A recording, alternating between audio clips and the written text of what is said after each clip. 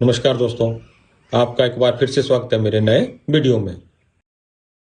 Topic रहेगा वो रहेगा कि निशानदेही क्या होती है, कौन निशानदेही की एप्लीकेशन दे सकता है, कहाँ इसे दे सकते हैं तथा क्या क्या इसके साथ डॉक्यूमेंट लगाने होते हैं।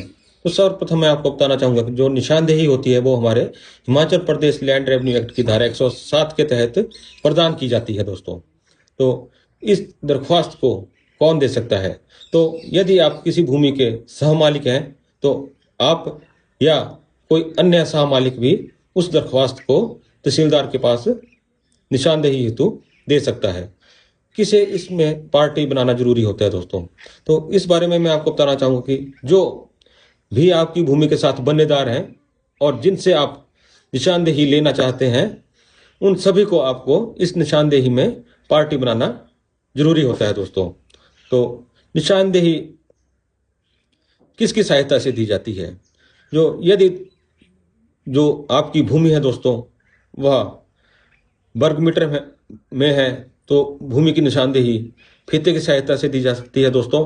और यदि भूमि बीघों में है तो उस परिस्थिति में भूमि की नपाई जरेब की सहायता से की जाती है दोस्तों।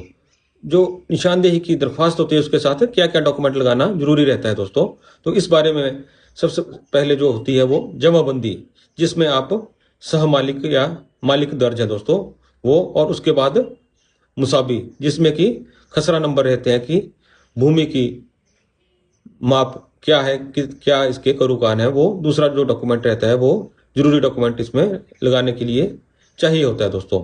तो इस निशानदेही का मुख्य पर्पज क्या रहता है दोस्तों?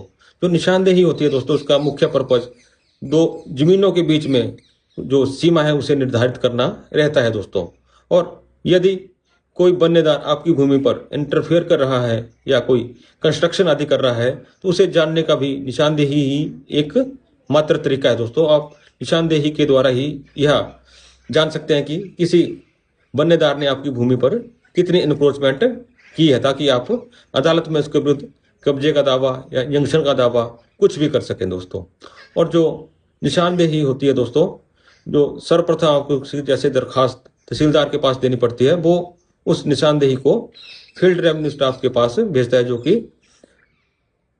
फील्ड कानून होता है दोस्तों, और उसकी सहायता के लिए पटवारी होता है दोस्तों। तो निशानदेही कैसे की जाती है, इसका क्या प्रोसीजर है दोस्तों, और यदि किसी पार्टी को कोई ऑब्जेक्शन हो तो वो कहाँ दर्ज करवा सकते हैं, और यदि तहसीलदार ने ऑब्जेक्शन के बावजूद भी यदि तकसीम निशानदेही की दरख्वास्त अलाउ कर दी